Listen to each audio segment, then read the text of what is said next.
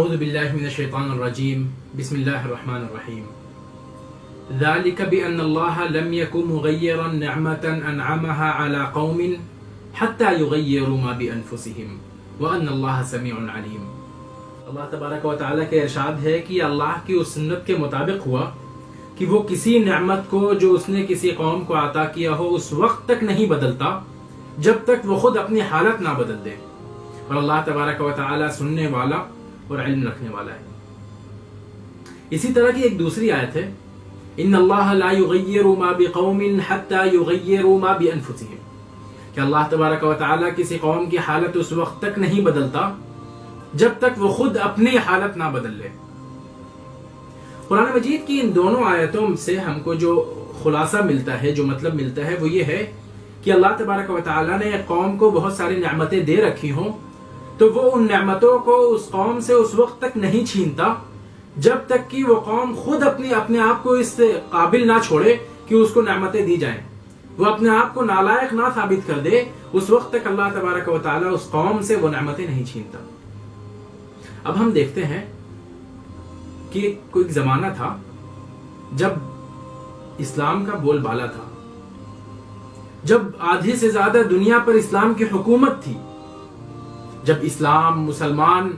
ایک سب سے مدلل محقق مذہب کے طور پر دنیا والوں کے سامنے تھے۔ یدخلون فی دین اللہ افواجا، لوگ فوج در فوج خود بخود اسلام میں داخل ہو رہے تھے، لوگ خود بخود اسلام قبول کر رہے تھے، بڑی بڑی تعداد میں لوگ اسلام میں آ کر جڑ رہے تھے، اسلام میں آ کر شامل ہو رہے تھے۔ ایک وہ حالت تھی۔ ایک آج کی حالت ہے کہ یا تو اسلام پر، مسلمانوں پر ظلم کے پہاڑ توڑے جا رہے ہیں، ان کو دبایا کچلا جا رہا ہے، ان کو ستایا پریشان کیا جا رہا ہے، آزمایا جا رہا ہے، یا پھر وہ جگہیں جہاں پر بظاہر ہم کو لگتا ہے کہ اسلام خوشحال ہے وہاں سرے سے اسلام موجود ہی نہیں ہے۔ یہ جو تبدیلی آئی ہے اس قوم میں، اس نعمتوں کے اس حالت سے آج جو حالت ہماری ہو گئی ہے، یہ جو تبدیلی آئی ہے قرآن کے اس فرمان کے مطابق ہمارے اپنے رویے میں، ہمارے اپنے طرز عمل میں بھی یقیناً تبدیلی آئی ہوگی، جس کی وجہ سے اللہ تبارک و تعالیٰ نے اپنی وہ تمام نعمتیں ہم سے چھین لی۔ وہ بہت ساری تبدیلیاں ہیں جو ایز اے قوم ہمارے اندر آئی ہیں، بہت ساری تبدیلیاں ہیں، بہت سارے بگاڑ ہیں جو ہمارے اندر رفتہ رفتہ آتے گئے۔ صرف چند میں آپ کے سامنے اگر ذکر کرنا چاہوں تو آپ تصور کریے اس زمانے کے اتحاد و اتفاق کا، اس زمانے میں کس طرح تمام صحابہ کرام کے درمیان اخوت تھی، بھائی چارہ تھا، ایک زمانے تک کس طرح مسلمانوں کی بڑی جماعت آپس میں متحد رہی، ایک اس کا تصور کیجیے آپ۔ اور آج کی حالت کا تصور کیجیے جہاں ہر مسلک کی مسجدیں بٹی ہوئی ہیں، ہر مسلک کے مفتی، قاضی، شہر میں کئی قاضی ہوتے ہیں، ہر مسلک کے اپنے قاضی بٹے ہوئے ہیں، اور وہ تمام آپس میں ہی دست بگریبہ ہے۔ ایک بہت عبرتناک واقعہ ہے، ابھی دلی میں جو فسادات ہوئے ان فسادات میں 19 کے آس پاس کچھ مسجدیں جلائی گئی، ایک مزار بھی جلائی گئی۔ میں فسادات کے علاقے میں پہنچا اور وہاں لوگوں سے ملاقات ہوئی، الگ الگ مسجدوں کے دورے ہوئے، ہر مسجد، ہر مسلک کی مسجدیں جلائی گئی ہیں، خود درگاہ تک جلائی گئی ہے۔ جلانے والے آپ کو صرف ایک نام سے جانتے ہیں اور وہ ہے کہ آپ مسلمان ہیں۔ وہ آپ کو سنی، بریلوی، حنفی، شافعی کسی نام سے نہیں جانتے، وہ آپ کو صرف ایک نام سے جانتے ہیں کہ آپ مسلمان ہیں، اور مسجدوں کو صرف ایک نام سے جانتے ہیں کہ یہ مسلمانوں کی مسجد ہے۔ یہ آپ کے دشمنوں کا عالم ہے، اور آپ کا کیا عالم ہے وہ آپ جانتے ہیں۔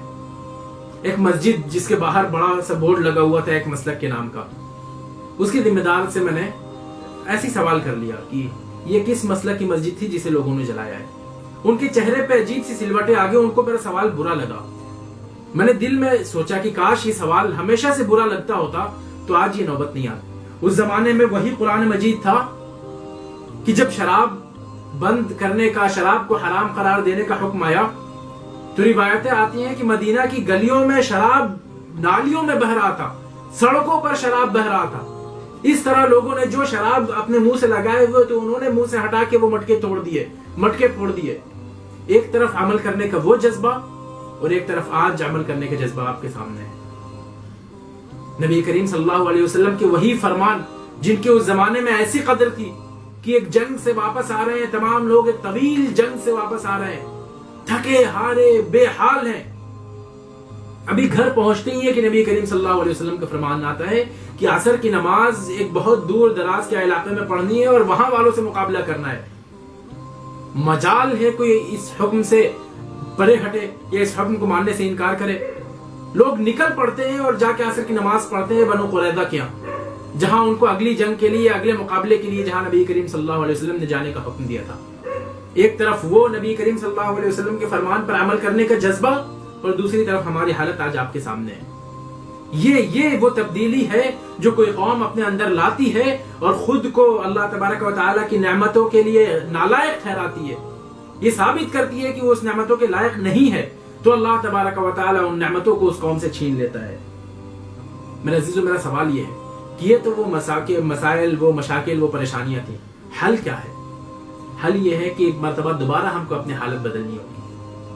جس طرح ہم نے ایک مرتبہ اپنی حالت میں گراؤ لائے تو اللہ تبارک و تعالیٰ کی تمام نعمتیں ہم سے چھن گئیں۔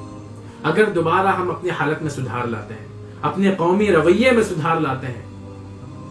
تو بہت امید ہے کہ اللہ تبارک و تعالیٰ دوبارہ ہم کو ان نعمتوں سے نوازے گا۔ اللہ تبارک و تعالیٰ سے دعا ہے کہ ایک مرتبہ پھر ہم کو اپنا وہ پرانا مقام حاصل کرنے کی توفیق عطا فرمائے، ایک مرتبہ پھر ہم کو اپنی حالت میں اسی طرح سدھار لانے کی توفیق عطا فرمائے۔ آمین۔ وآخر دعوانا الحمدللہ رب العالمین۔